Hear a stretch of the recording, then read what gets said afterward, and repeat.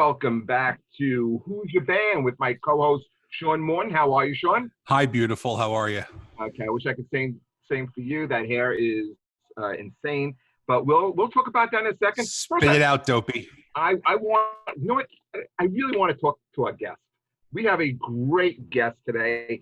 She is a comedian, creator of Funny Women of a Certain Age on Showtime, the lovely Carole Montgomery. Hi, boys. How are you? Hi. Look, I even wore my little Women of a Certain Age. This is the only one in existence because the show was originally called Women of a Certain Age Comedy, and then when we sold it to Showtime, they wanted it to be shorter, so that's why we did Funny Women of a Certain Age. Gotcha. So this is a collector's item. So let's get right into it. Okay. You've done two Funny Women of a Certain Age specials. Are there plans for a third installment? Well, fingers crossed. Let's just say that. You know, both of the shows have been really well received.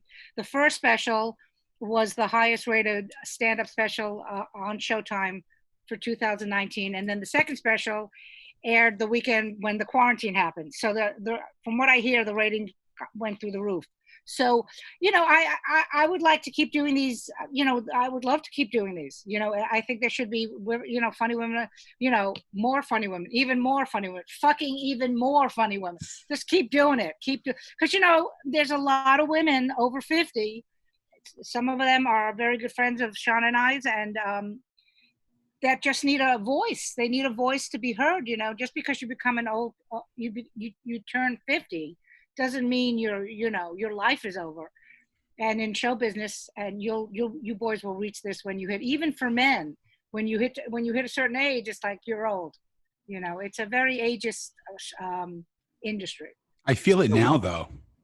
Yeah, we had Vanessa on the show a few weeks ago, and she's still one of my favorite comics of all time. She's amazing.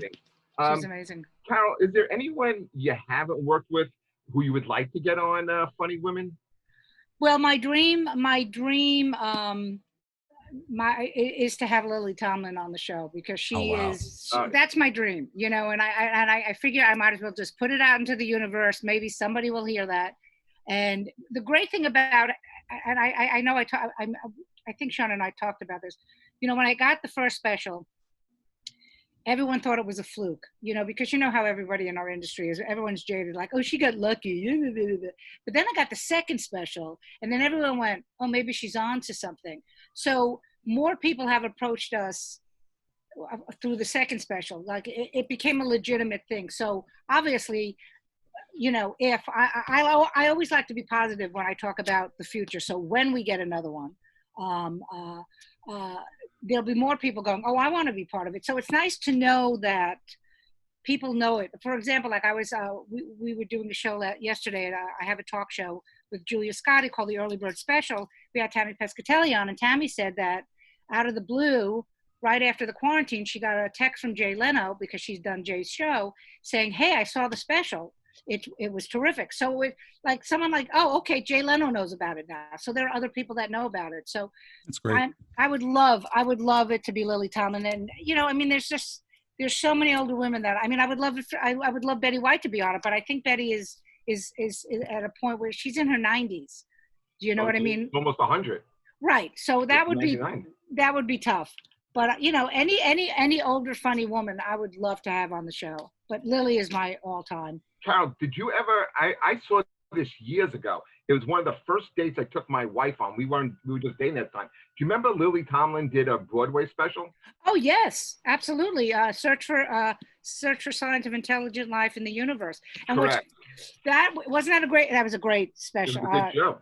It was a great show. And what's great, so it's so funny you brought that up. So I saw it in New York when it first came out. And we must have been still living in New York at that point, because it was early I want to say it was sometime in the early 80s, and then we moved to LA. Mid 80s, I would, yeah. Okay, so then probably around 86, right around there. Yeah. So then she revived it years later, and it's so interesting to see the show. When I was first seeing the show, I was just starting to do comedy. Like I was a comedian, but it was just, and I remember thinking, oh my God, it would be, wow, and then I went to see it like 25 years later, and I cried because I was like, oh my God, I actually achieved what I wanted to do when I first saw it. And now to be able to see it and enjoy it in a different type of depth was amazing for me. So yeah, she's just amazing. She is. You know something? Me and you, we've never met. We never worked together, but I know of you. And I know of you. Oh, thanks. I hope don't listen to Sean, by the way. He's a jerk. I saw you. There's a question I wanted to ask. I want to ask you two questions. Okay. You very, very funny. I love your specials. And I also saw a short film that you did called Rockaway Sunset. Oh, yeah. Yes. Okay. PJ sent me the script to read. I act as well. Any future plans to act? Yeah, you were great in that. You were great in that. Thank you. Playing the Irish mother. You were excellent in that. Thank you. Well, it's so funny because I never studied acting, but I think comedians are all actors because we've all gone on stage not wanting to do it. But when we get that, it has to be like I've gone on stage after hearing people have died, like people I know that have died, but that's what we do. So because we're the clowns and everything. So I think it's easier for comedians to act. So PJ was so funny because he wrote it. It's based on his mom and everything. And I don't know, Sean, if you know about it, but it's basically his mom is dying of cancer, and Casey Aurora was in it, Sean. Yeah, yep. Yeah, and I play a cantankerous older woman, because hard role to play, huh? I know it was. I was really studying it. It was horrible. So and it was really like it meant so much to him because I guess it gave him a moment to be close to his mom again. That's cool. Yeah, and I would love to act again. I mean, I coach and I direct, so I do everything. But I would love to. I still want to. When I started stand up in '81, the goal was to do a sitcom, and I always wanted to do a show like Cheers. I mean, I always I wanted to do that. I wanted to be basically Carla, the wisecracking waitress and everything. Mm-hmm. So yeah, I would love to do that, but I don't have to, I'm 62, so I don't have to be the star. It doesn't have to be the Carole Montgomery show. It could be the Sean Morton show starring Carole Montgomery as his mom. It could be, I don't need the accolades anymore. I just like doing the work because it's a muscle that as comics, we don't get a chance to do at all. True. Right. And you said you started in '81, and I know you've done comedy all over the country, Vegas, New York, LA. What's your favorite place to work? Actually, my favorite place is working on the military bases because I've done a lot of tours for the boys and the girls of the U.S. military. So I think the best audiences in the world are when you go overseas to perform for the troops because they're so happy that you're there. It's really not. Have either one of you done that yet? No, I would love to, but I'm like, not only am I afraid of getting shot, I'm also afraid of the heat. Oh yeah, you would not. Yeah, you would. Yeah, I know. I'd go like magenta after a while in the sun. I think you should risk it. You think I should risk it? I think you should risk it. Yes. Yeah. Hey, listen, I've played in Bed-Stuy. What's worse, Iraq or Bed-Stuy? Iraq probably. Yeah. But what's interesting? Like, there's some. I'd have to find the photo, but I'll find it for you. But one of the last tours I did was in Djibouti, Africa, which is the greatest name of a city in the world, Djibouti. But I was with Jim Andrinos, and he has the same problem that you do. Like in the heat, he just like bursts into flames. So there's a great photo of me and him. It's like 120, no humidity. Oh. And we have a photo, and we're both like beet red and just sweat is pouring. Yeah, it's what I would suggest for you, Sean, is not to do the ones in the Middle East. Do you see my face now? How red it is? I'm in an air-conditioned apartment with central air on 66 degrees, and my face is still this color. Yeah, sure. They're going to send you up to Ice Station Zebra. Yeah. Listen, I'll do an Antarctica. I'll do an Antarctica one. I'm fine with that. They have tours in Greenland and they have tours in Alaska and stuff like that. Oh, I do that. Yeah, I mean, the heat. I remember we did a show, the same tour that we were in Africa. We were in. It was one of the first shows we did, and it was 115, and it was in the night. It was like, like when you say, oh, when the sun goes down, it'll get cooler. Yeah. It got hotter. And literally, and it was an outdoor show, and we took pictures, of course, and posted. And my husband was like, "Well, you want a wet T-shirt contest?" Because I was sopping wet. It was so fucking hot. Yeah. So, but doing the troops probably is. I don't, L.A., New York, and Vegas. They're all tourist towns. You know what I mean? In that sense that. So you're not gonna.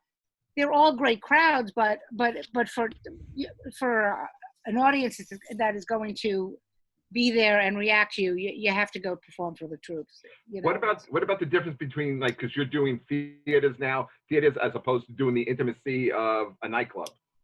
I prefer theaters. I don't.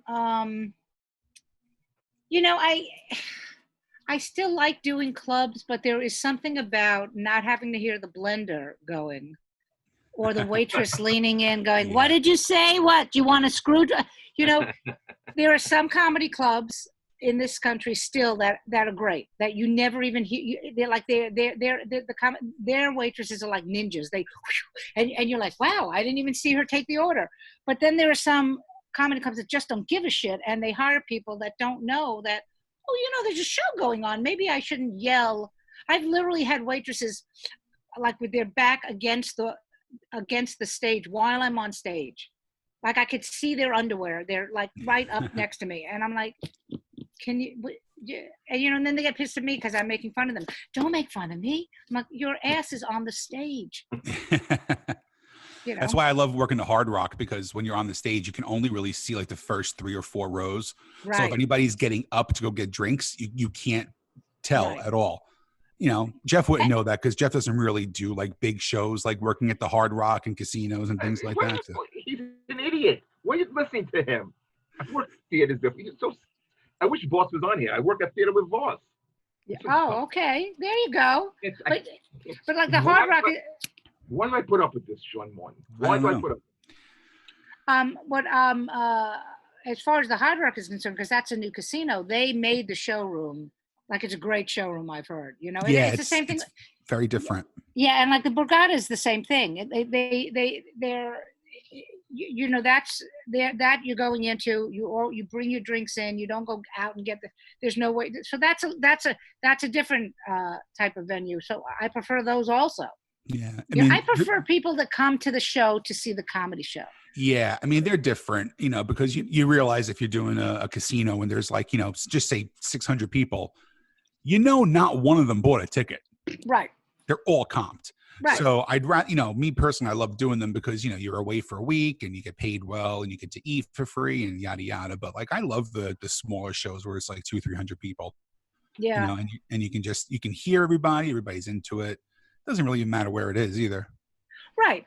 But the club, I've played so many basements. God damn it. There's just something about, maybe I'm talking about the clubs in the city because right. Well, not now, obviously, because there's a pandemic, but so many of the people that come to comedy clubs, maybe the Cellar and maybe Gotham, they're actually there to come to the club. But most of the other clubs, they're like walking through Times Square and somebody goes, hey, Chris Rock's going to be at this club. And they're like, okay, we'll go. And they get pissed off because Chris Rock is not there. Right. So I've seen them firsthand. They try to sell me tickets. I'm like, nah, man, I'm good. Oh man, were you too good to go to a comedy show? I go, no, I'm an actual working comedian. I'm off tonight. And they look at me and go, right, you're full of shit. And I'll pull out a business card and show it to them. Yeah, and one time there was a club called Ha that was right in Midtown, and one time we walked past, there was a guy, and I said, "Who's on tonight?" And he lists a bunch of people. He goes, "And Carole Montgomery," and I go, "I'm Carole Montgomery, you asshole. I'm not working tonight." Yeah, and he was like, "No, you're not." I said, "I have to show my driver's license." I said, "Yes, but I'm not there tonight. But thanks for plugging me." Wow, that's funny. Yeah. So. Yes. I was gonna say, besides Lily Tomlin and what started to get you into comedy? Like, what women did you admire growing up watching comedy? You know, was it TV shows or was it comedians? It was mostly Lucy. I mean, I remember. Yeah, you guys are a little bit younger than me, but you know, by the Lucy was already in reruns when I was a kid, and my dad was a teacher, and he would come home, and then we would eat it. Like, I think he would come home at like 4, and then we'd have dinner at 6, and I think Lucy must have been on at 6 or 6:30 on Channel 5. Sure, I remember. Yep. And we would sit and watch I Love Lucy and have our dinner and stuff. So I always watched her. What's interesting is, except for Lucy and Lily, honestly, all of my my idols are men. How about Carole Burnett? I was a huge fan of Carole Burnett's also, but she's not. Yeah, she was amazing. But the first time I really understood comedy was watching the Marx Brothers. And and then also on Sunday mornings was Abbott and Costello and the Bowery Boys. Right. So I used to watch all of that. And my dad wasn't a comedian, but my dad was a larger than life human being, and he was the one that turned me on to all that type of comedy. So but yeah, you know, and then later on in life, when I understood what comedy was, it was Freddie Prinze. I don't know if you remember when Freddie Prinze did The Tonight Show. Not Junior, the real one. I just remember watching him going, "What's this? Who's this guy?" I mean, he was so funny. That album, and I still say this to my husband. I should be trying to find. I got to get the CD of Freddie Prinze, because it's such a brilliant set, the entire album. But him, Pryor, Carlin, of course. So, you know, I have a mixture of everybody. Right. And I see joining us from Last Comic Standing, Comedy Central, the fabulous Mr. Rich Voss. How are you, Rich?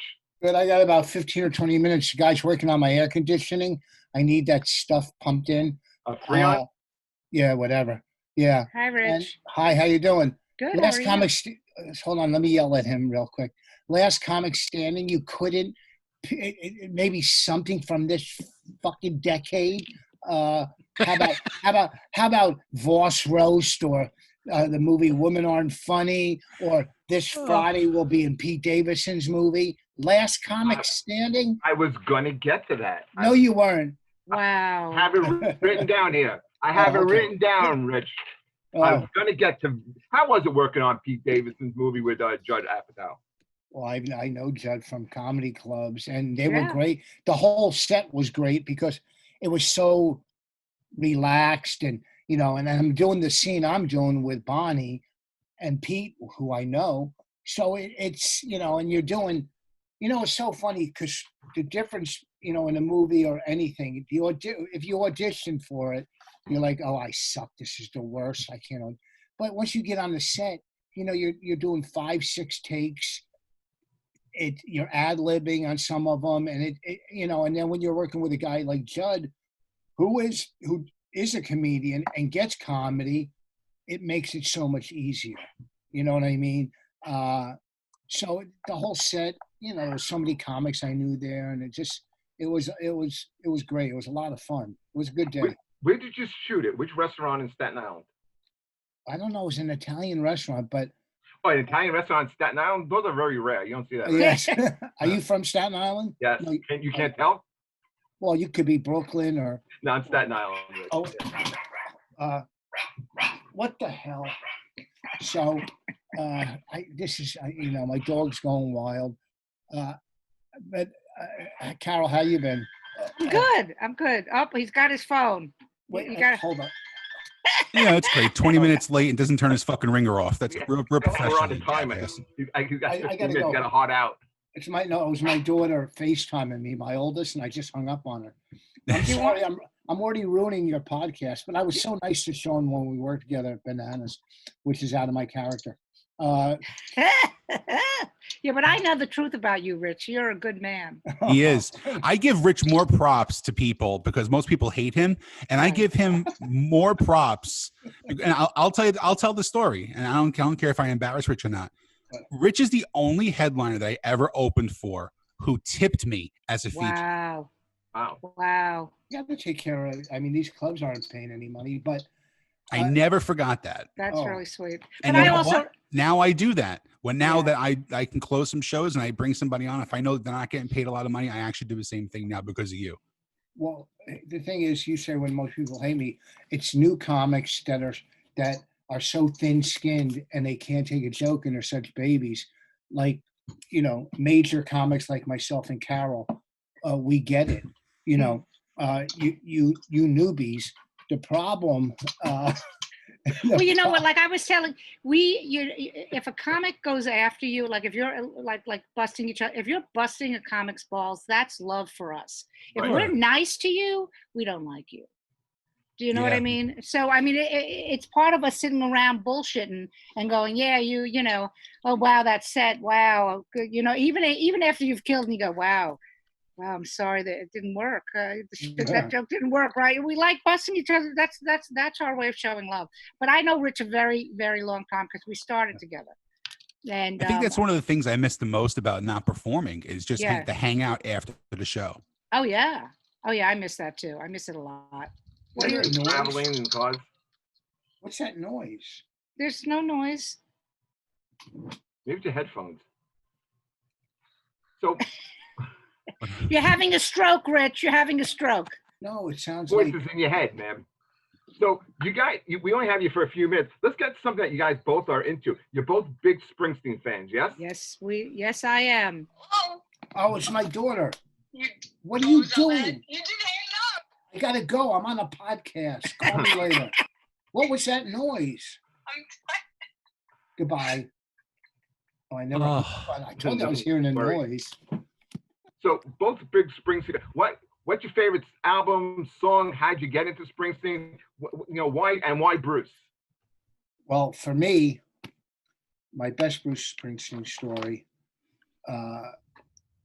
We were sitting on my friend's front porch one day, maybe early summer, spring, nice day out, and we're all, what do you want to do today? And one of my friends said, hey, there's a free concert behind Kane College, free hot dogs and beer. We said, whoa. In Union? The college in Union? Yeah, Kane College. Okay. So we get there, just maybe 75 people, 100 at the most. And it's Springsteen. And I go, man, these guys seem pretty good. Listen to the sax player. These guys are great. And my friend's like, just shut up and drink. And, so we got to see, you could walk up to the stage for no problem without bumping into anybody. Is this before Greetings from Asbury Park came out? This is probably before he got out of high school. I don't fucking know. Wow. They were new because 2 years later, I think it was 2 years later, they had these concerts in Central Park, free concerts. Yeah, I remember. And he played, like I remember seeing Carole King that year, but that's when Springsteen was blowing up right around then. So it had to be like, when the free concert must have been around 76, maybe 77, I don't know. But by 76, 77, he's already huge. Okay, so. It already came out. What? So this is probably like around The Wild, the Innocent, and Greetings. Oh, so it's probably maybe 74 then? Yeah. And he had some big hits, right off the bat too. Blinded by the Light, Spirit in the Night, all that. And then you would go to a bar like in Jersey, the Fast Lane or Snow Pony, hoping he would pop in and do a set or whatever. Everybody's these places, the Jersey. Look, Southside Johnny was a killer band. Yeah. They just could not get from under Springsteen's shadow. Absolutely. If Springsteen wasn't around, they were good. They didn't have the deeper catalog as Bruce had. No, and they didn't have the opportunities and the money to do that too. It's easy to get recording studios and make albums and stuff when you have a big record label and money coming in to pay for that stuff. Yeah. When you see a big comic, they have tons of money. They have people helping them write some of them. I don't know. I just think that the bigger you are, to me, it's easier to bigger or more successful, because if you're successful. Right? Because then the company is going to throw money and promotion behind you. Yeah. Johnny was great. He recorded. He had albums and everything. He just didn't sell as much as Bruce did. Bruce was a major superstar by his third album. Yeah, but also too, look, when you're a superstar, it's because the record companies are pushing you and promoting you. Their publicists, the record companies are paying publicists stupid money to get you the cover of Time magazine or whatever. So if you have a machine behind you pushing you, and you don't have one, of course, the one with that machine. Bruce Springsteen had such a machine behind. Like Bob Seger should have blown up around Springsteen, but Bob Seger was he had a lot of political. He was very political, and people didn't want to hear that shit. So the record companies, hey, we'll put Springsteen, and they put their money and they back. How do you think Bruce got on the cover of Time magazine or Look? Right. And was getting all that stuff. Very true. He was being compared to Dylan. Right. They needed a new Dylan, and he became the American songwriter after Born to Run. And then remember, he goes away for a couple of years because he's in a legal dispute. Right. Yeah, but Seeger could have done the same thing at the time. And by the way, they don't. What you're talking about, Rich, they don't do anymore. There's none of in any of our businesses, whether it's music or comedy.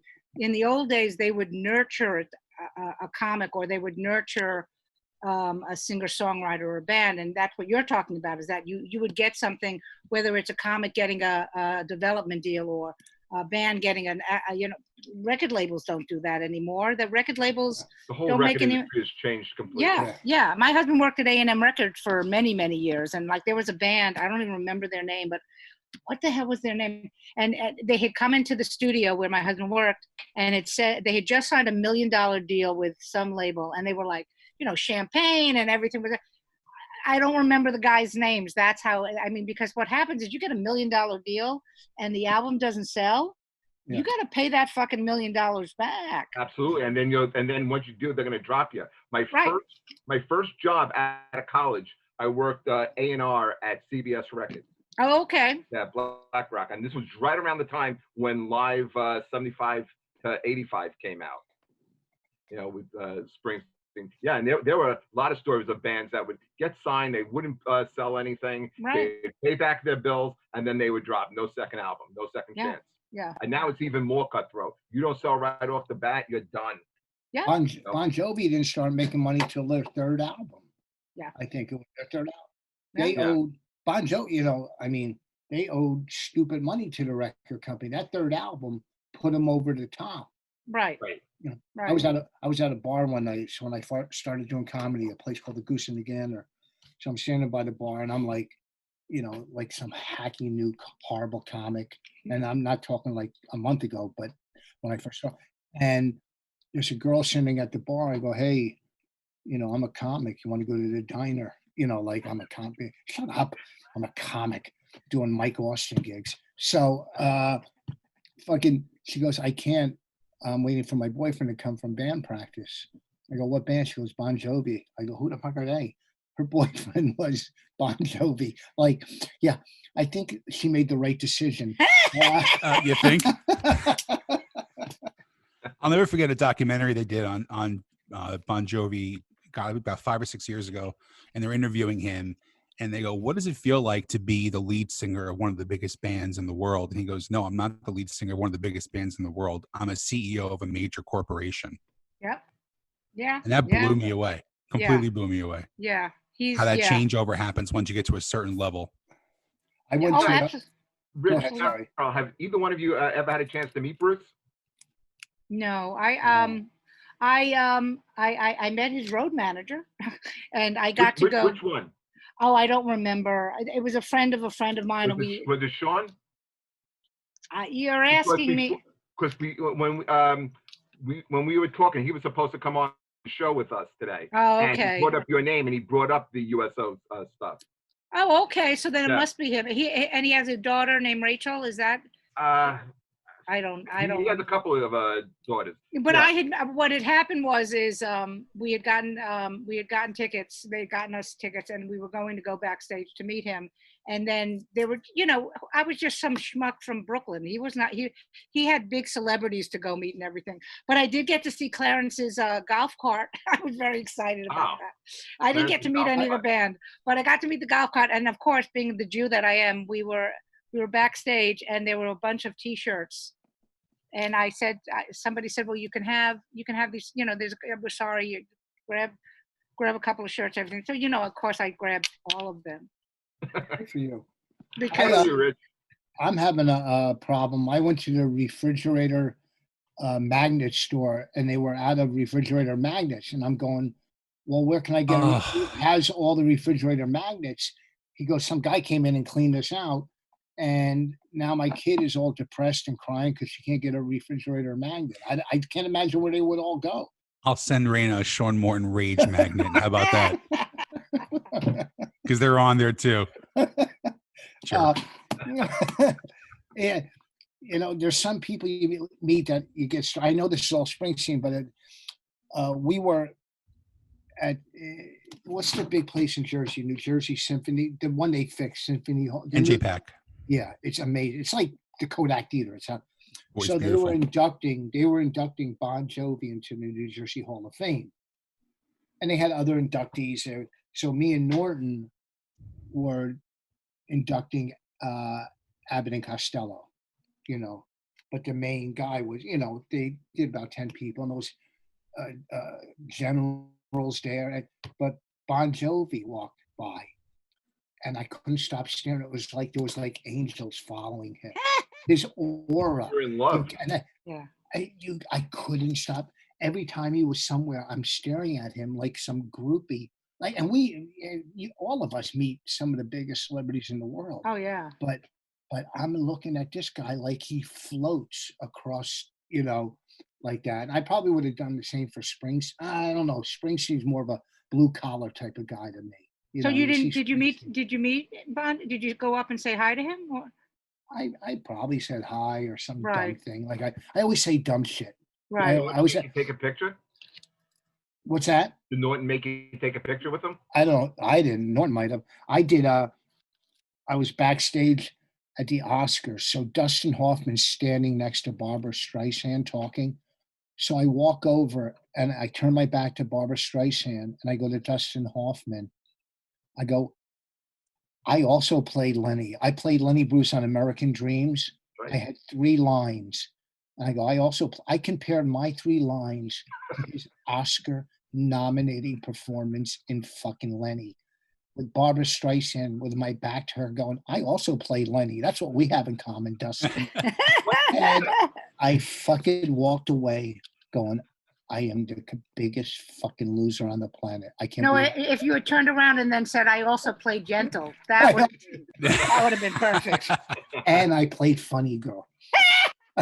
So you do these things when you meet some of these people. Like Carole met a million. Carole was living. Were you in LA for a while? Oh yeah. I was in LA for a long time. I met a lot of people. So you saw more. Did you ever meet Pryor? Yes.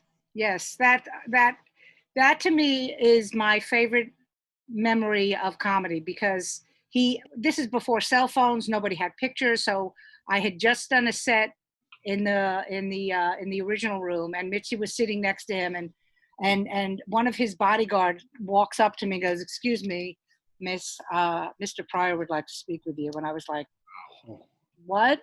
Like, I was like, huh? And I walk over and he's sitting next to Mitzi and he was very sick at the time. And he leaned into me and he goes, "I just wanted to let you know, I saw your set and I think you're very funny." And I burst into tears.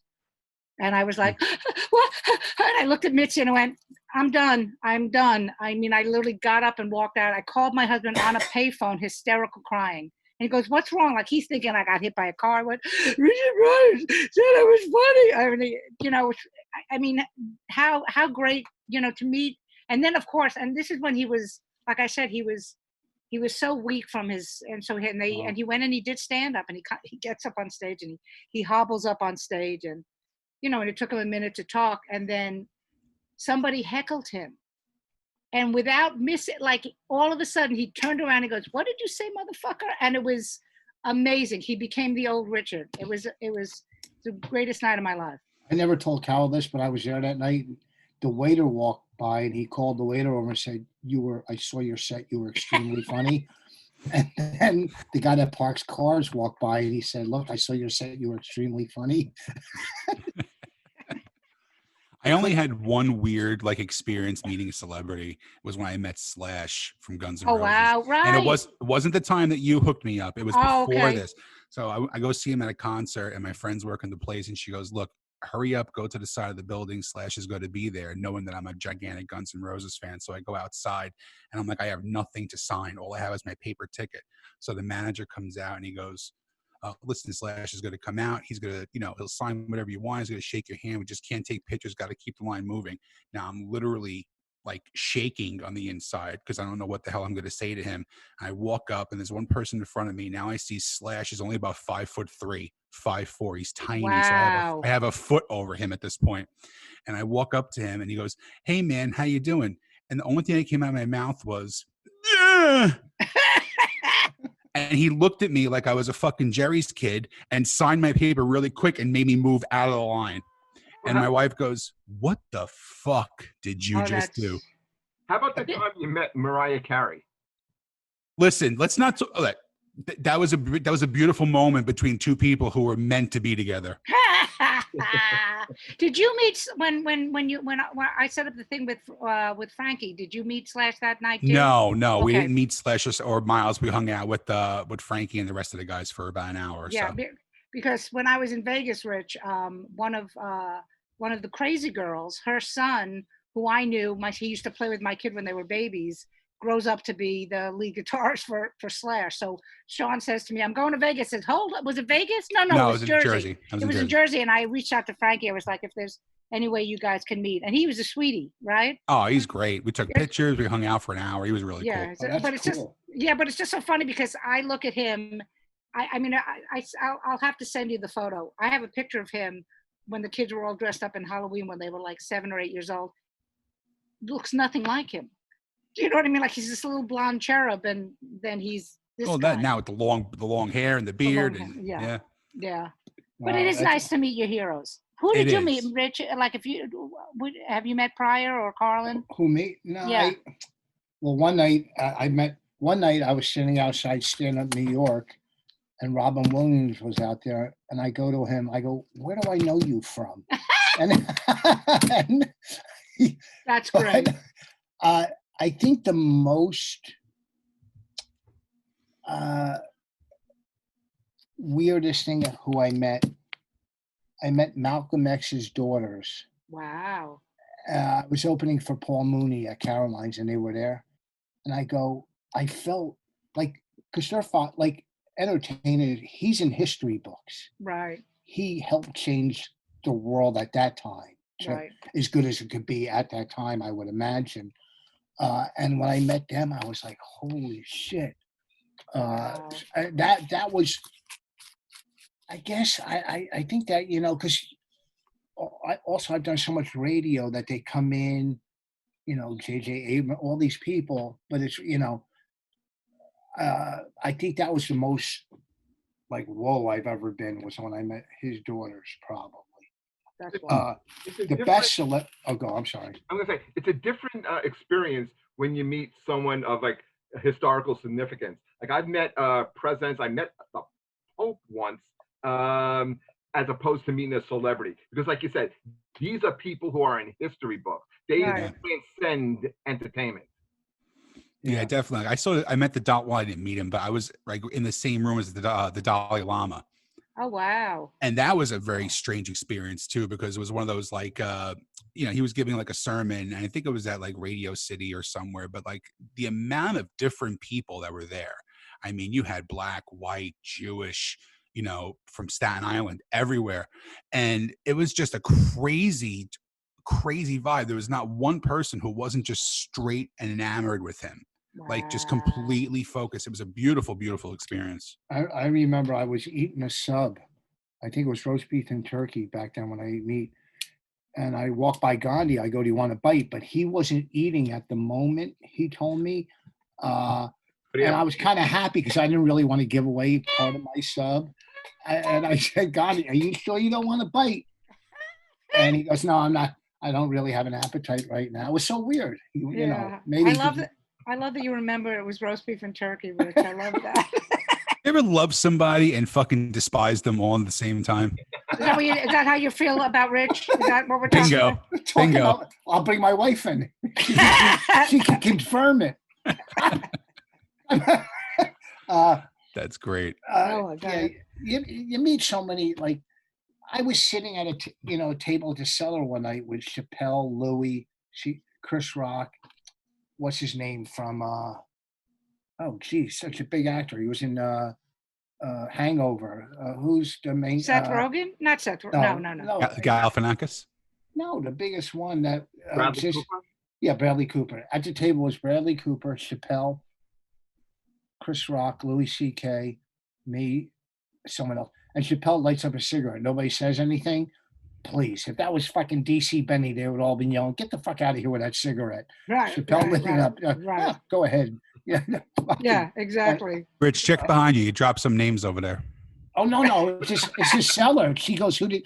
Oh, please, listen to me. I'm a big act. Let me explain something to you real quick. Let me explain something. It's just when you're in New York, you said, "Who do you meet?" I'm just sitting at a table. They're there. I can't fucking help it. I asked two of them to leave. But, I said to Bradley, "This table's for comics."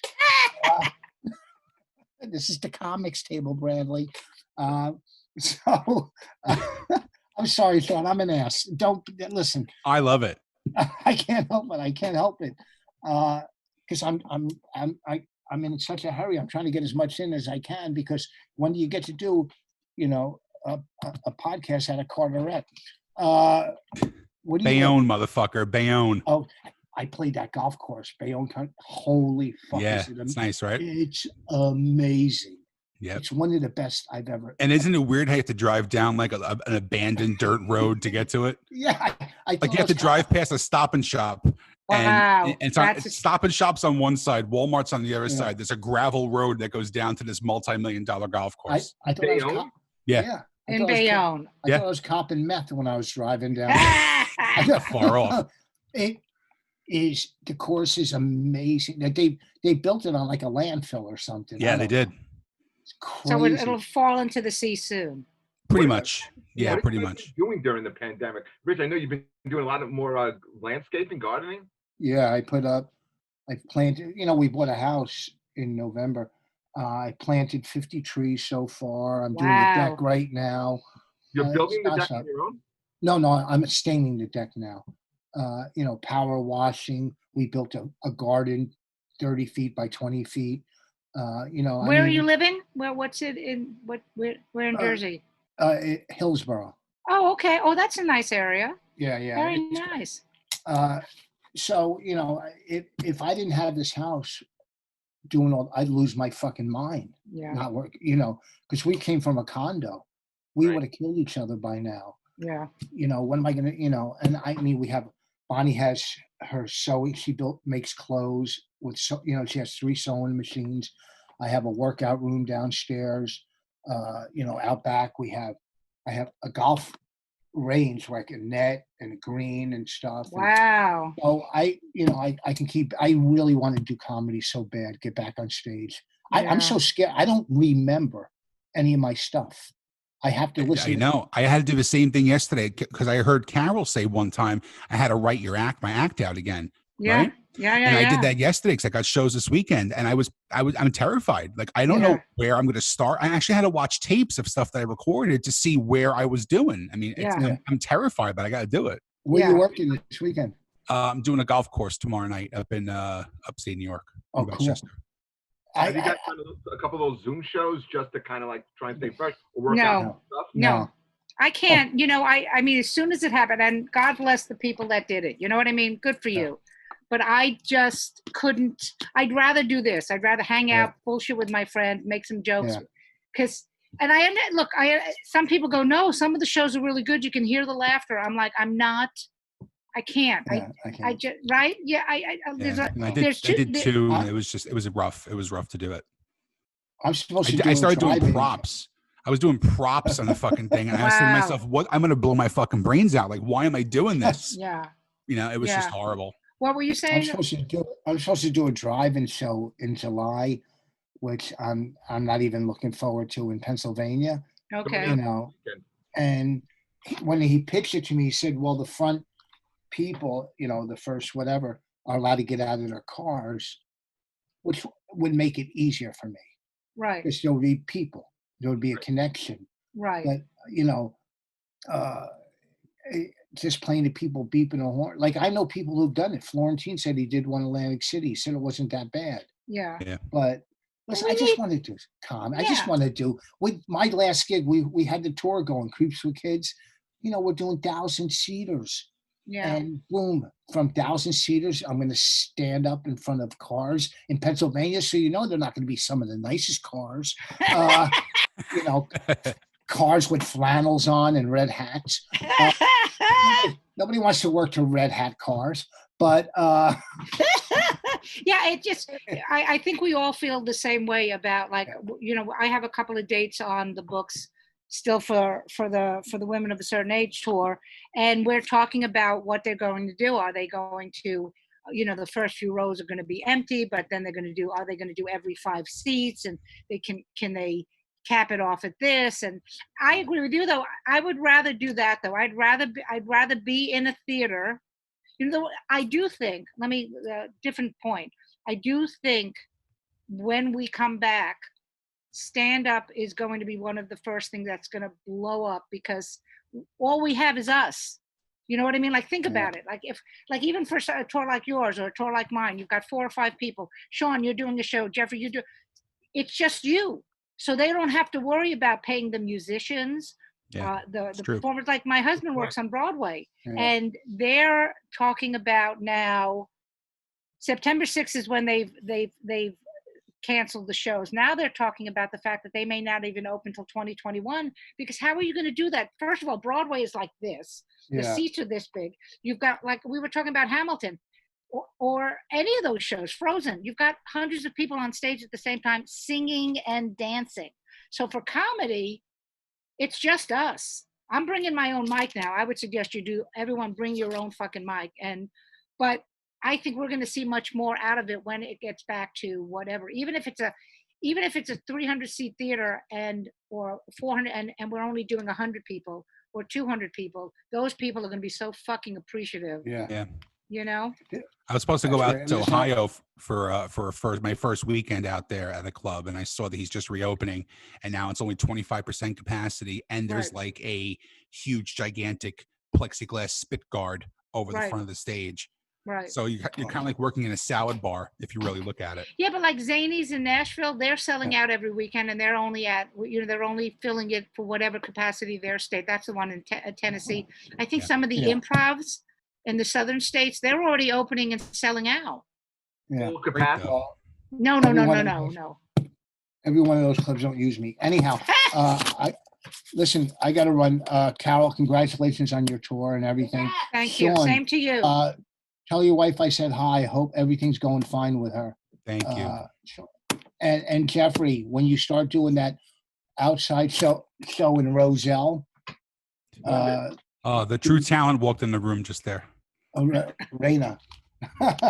She usually walks in a room with a bottle of vodka like that, when I do my 12-step meetings online, though, I lock the door so she doesn't come walking in like that. Yeah, I got to run and pay this guy. It was great. I'm sorry I was an ass that I talked too much. But, we love listening to you, Rich. You're the best, buddy. Hey, yeah. Hey, listen, if any one of you want to put on your resume that you got to do a podcast with me, go right ahead. I don't mind. Thank you. I'm blessed. Yes, I'm blessed. I couldn't ask for anything more in my life. See you later, Rich. Hey, see you guys. Bye. I can go check out this. What do you call this? Refrigerator. I mean, the air conditioner guy. Holy Let's shit. see if the dope knows how to close a Zoom. Oh, there you go. Now we could talk about Springsteen again. Oh, yes. What's your favorite song? What's my favorite? Okay, we're back talking Springsteen, so I have to put my mind back into my favorite song is Thunder Road. That's a great one off of. See, it's not my favorite song of his. Really? Really? You know what it was with me? Because, I mean, again, this is the topic that I always bring up on every show with Jeff, and I'm not meaning it in any bad way, but I am younger. So I was introduced to Springsteen. Shut up. I was introduced to Springsteen and Born in the USA because I was about 8 or 9 when that came out. So, of course, I liked Born in the USA, Dance in the Dark. So he filmed the Glory Days video in Hoboken at Maxwell's.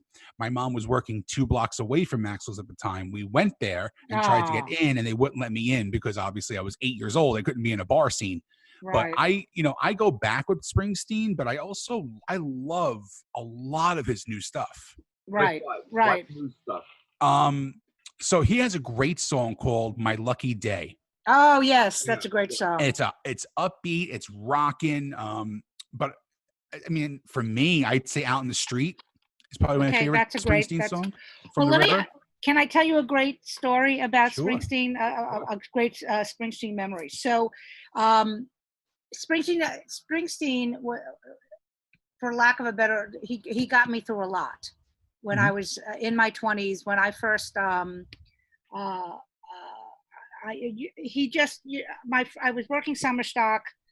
I had friends from Jersey. I was doing tech work there.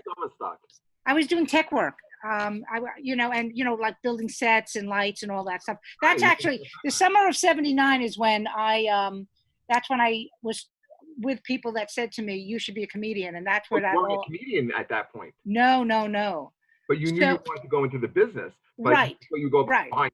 Oh, that's very interesting. Yeah. So the people that were in the summer stock with me, a gentleman named Chris Klug is still one of my oldest friends, and he turned me on to Springsteen. And so he had a bootleg. You'll love this, of course, because back then you made bootleg tapes of everything. And he had a bootleg tape of an album. It wasn't an album. It was one of their concerts. It was because we're talking '79, so it's got to be a concert from '78. But I used to listen to that, and it was a cassette tape, and I listened, and I was just going through a lot of shit at that point in my life, and so it was very important to me. And I saw him. This is a very long-winded story. So there's a comedian out of LA named Jonathan Solomon, and you might have seen the photos shown when I was in LA. The last time I was in LA, there was a big reunion of a bunch of comedians. Yes. I don't know if you saw that. So this one guy was Jonathan Solomon, and when we had met online waiting to get tickets for Robin Williams, we both weren't comedians, and we both went, "What do you want to do?" "I want to be a comedian." Yeah. So we became friends that way. We went to see Springsteen together. That's the first thing. And also, so Bruce I've seen Bruce live a bunch of times. Okay, always wanted to take my husband. He never got to go see him. You know what I mean? We got tickets to see Jackson Browne one year at the Garden. This is when when Bruce was doing a couple of songs with him, and I saw Bruce. I was all the way like in the nosebleeds. I see somebody like walking onto, and I start it's silent. I start going, "Bruce!" and everybody goes batshit crazy because he was coming on, because we were in the back in the shitty seat. So I've got all of these stories about how much this man means to me. So we go to see him in the Magic Tour. I've gotten tickets now for my husband and my son. I'm getting emotional now because we'd never all seen him together, right? And we're all the way up in the seats and everything. And he the violin for what's the opening of now? Why can't I remember? Not Thunder Road. Jungleland.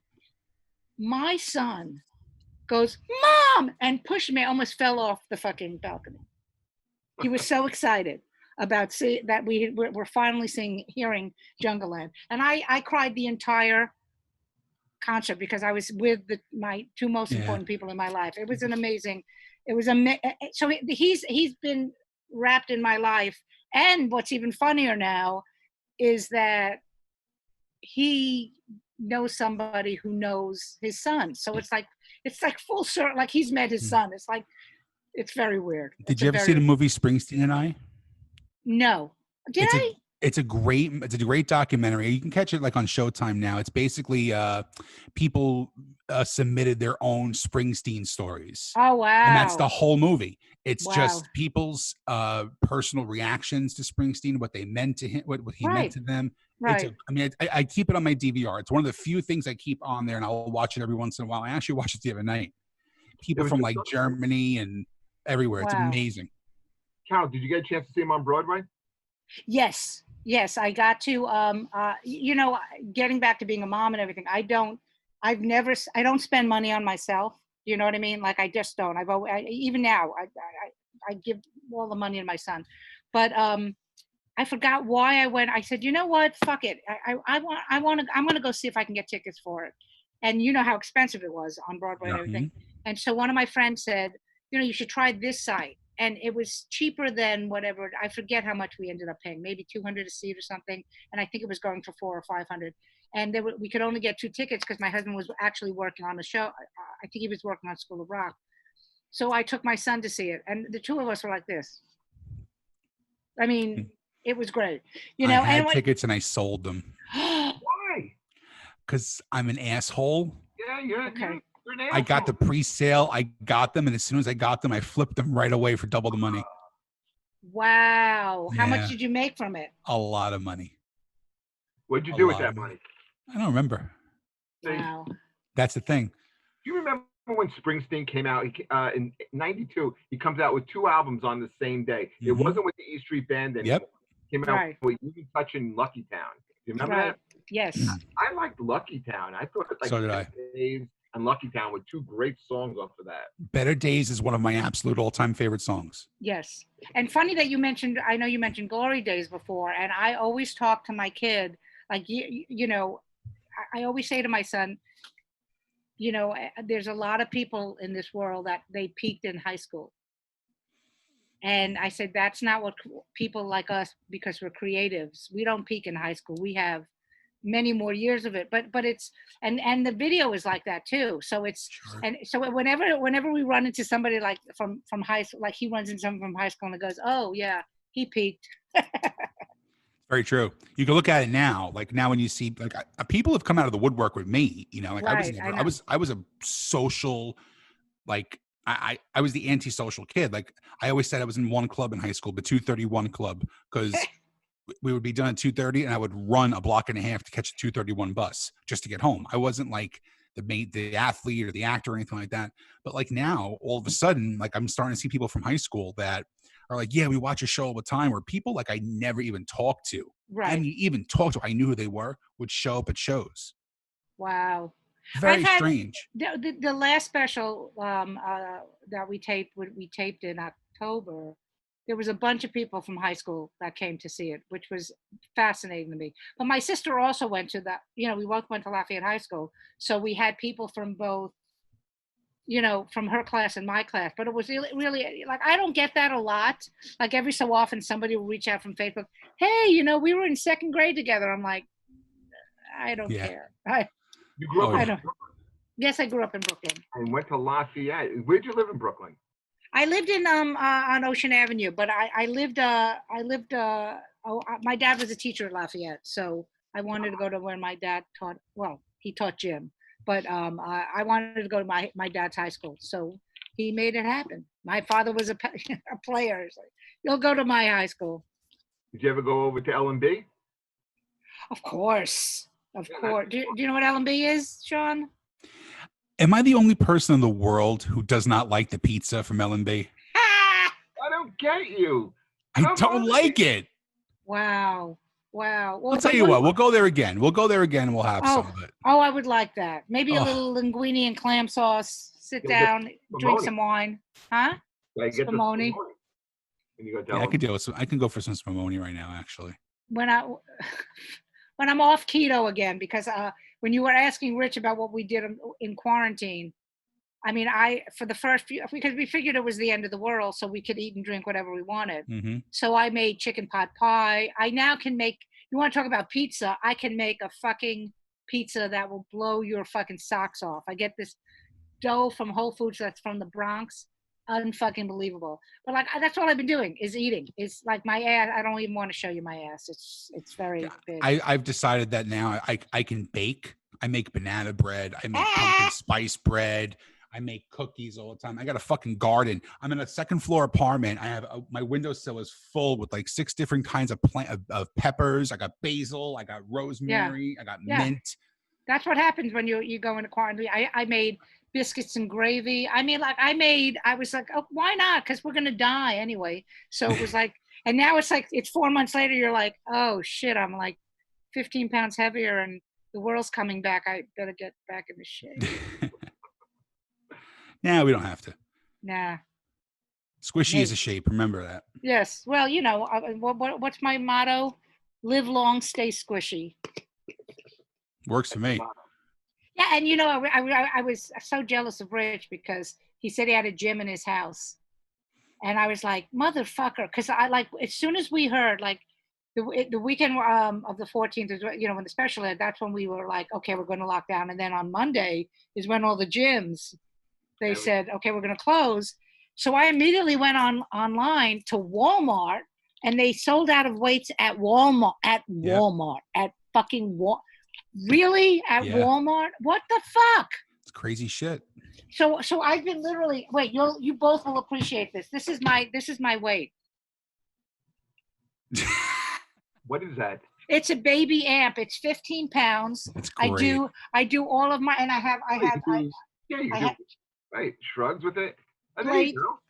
Seriously, I'm still, listen, I still got them. I still got my guns.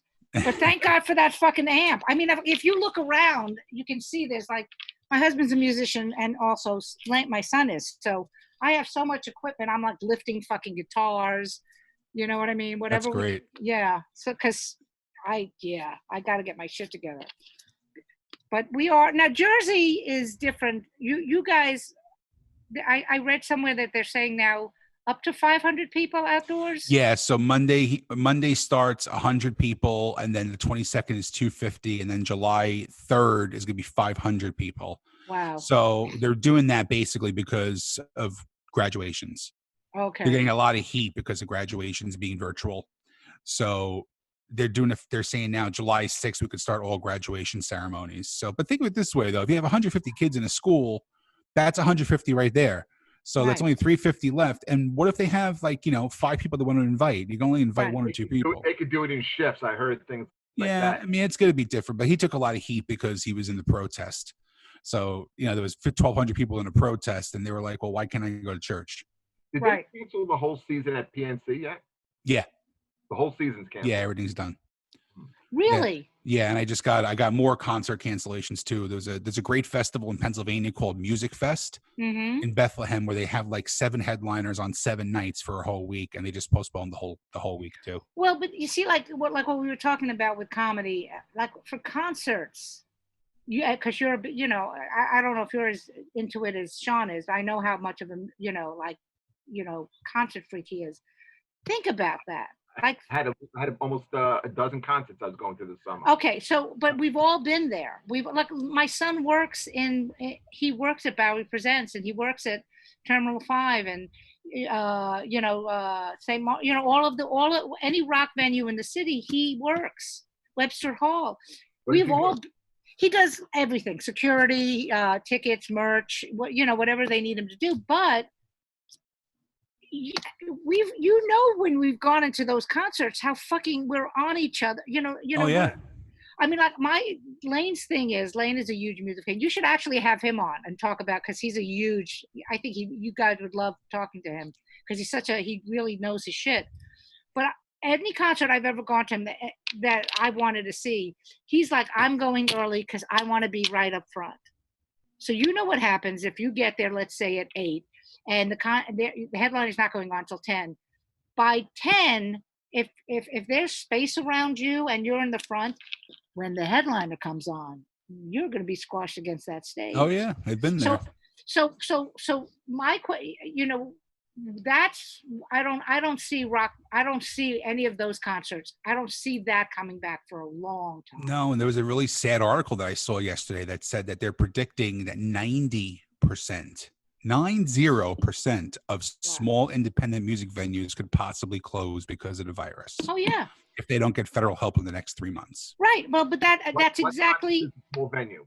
I guess that's not owned by like Live Nation or AEG, like a Right. like a Wellmont Theater Right. or like a St. George Theater, something like that. That's not affiliated directly with a major ticketing agency. Well, like he also works in Brooklyn. There's a venue in Brooklyn called Rough Trade, which is Oh a yeah, I record love that store. place. Yeah, so he works there. I mean, they're, you know, they don't know if they're going to reopen. And the Bowery Ballroom, these are these tiny little, you know, maybe they seat 500, you know, but they're in trouble because that's going to be tough. You know what I mean? That's going to be, you know, like I said, comedy, we can work around that. Yeah, you know definitely. what I mean? But, you know, and also really, I'm serious about, for both of you, get your own fucking mic. I mean, you know. Oh, I have them. Yeah, I have them. I mean, we've all been there.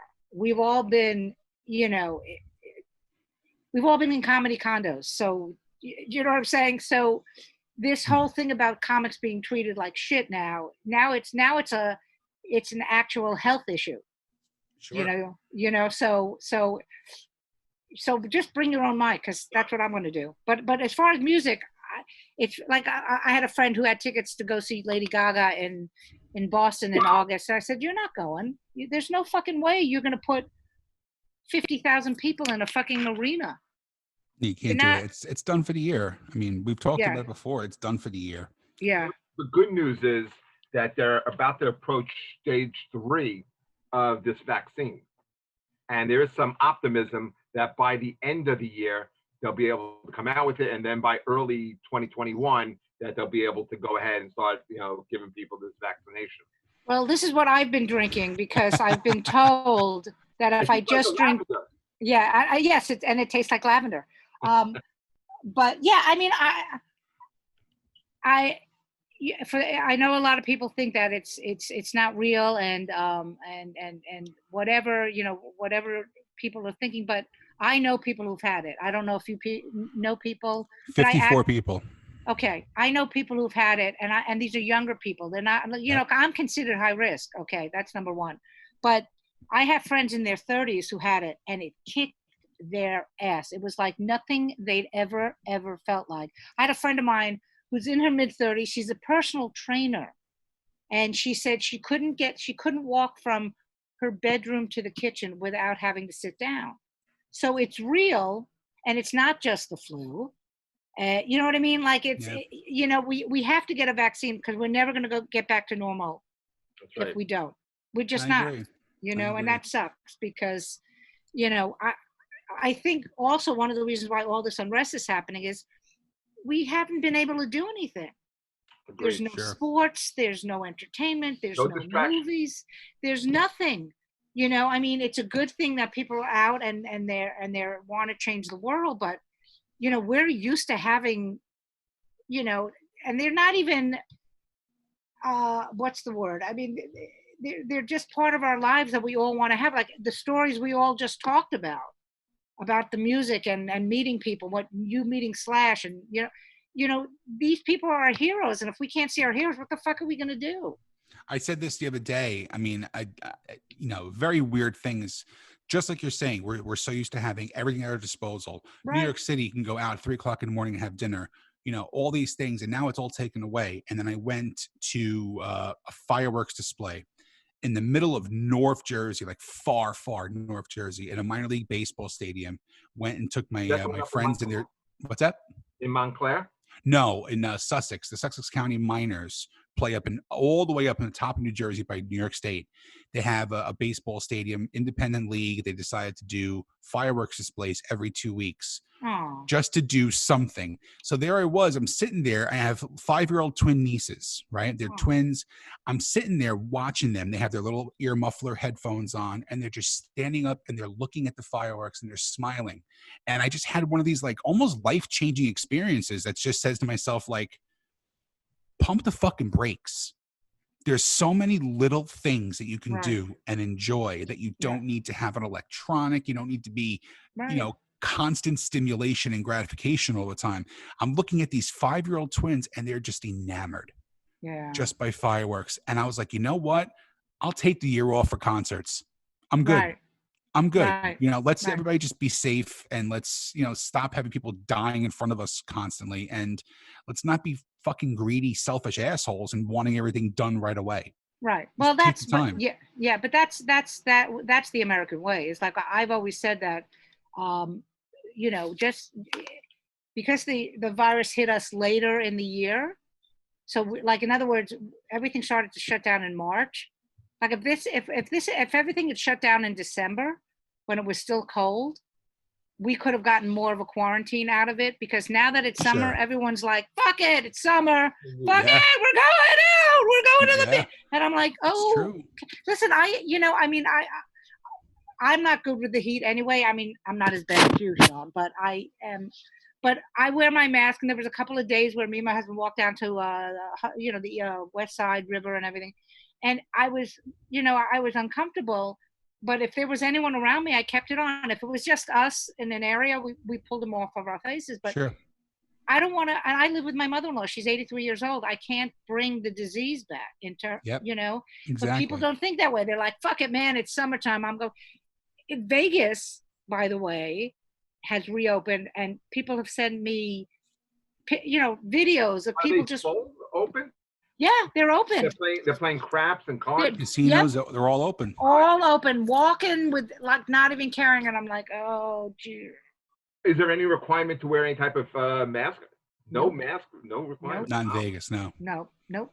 I think if you're at poolside, I think that they're doing something at poolside. You have to wear them if you're in local areas and stuff. But yeah, but like I've been reading, like, look, I'm not a scientist, I'm not a doctor, but I understand why people are saying this, because when you're outside, like we were talking about comedy clubs, okay, for comedians, I don't know about you, but when I don't go out a lot, I'm lazy as shit. So for me to go out, like, to do sets in the city, I don't do them unless I'm working on something. Every time I've said, oh, I have to work on this 5-minute piece, and I'm out every night, by the end of the week, I'd be sick, because I've been handling so many people's mics and the shit and everything. So we're handling a dirty mic. We're in a small, tiny club where, as you know, they don't really clean well. So of course if you're in a closed environment, it's going to spread more. Now, when you go outside, I'd be surprised, and I'm curious, like the concerts that were canceled, were any of them outdoor concerts? Mine were all outdoor. Really? And mostly outdoor. Yeah, I know. I had Guns N' Roses for MetLife, and that got postponed until next year. I got, but most of them were like PNC, which is like the outdoor venue place. But like Rage Against the Machine was one of the big shows I was going to go to. It was on my birthday at MSG. They postponed it until the next year. Right. Everything's being. Murphy said basically concerts are done. Outside concerts are done for this year. Right. Yeah. So, well, hopefully we come back. We will. Because. And my son's in a band, and he can't, like, even the smaller, like, little tiny rooms, then he's dying to get back on stage. Where's he going to go? I mean, and there's been some cool stuff that's come of that too. I found this randomly. It's a band called At the Movies, and it's a band of just all random musicians that got together, successful, like from bigger bands in like Europe and the US. And all they're doing is covering 80s movie soundtrack songs. Oh, that's awesome. And they're doing it all on Zoom. That's great. I found that I one of those YouTube wormholes. You know what I mean? Oh God. My husband does that all the time now. I'll be like, what are you going down now? And he's like, well, Lane sent me this clip of the Monkees, and that turned to, and then they go, and he's on the fucking computer for hours. Mm-hmm. So yeah. So you do it too. Oh, good. Oh yeah. Yeah. Well, this was a great episode. Absolutely. We had a great time.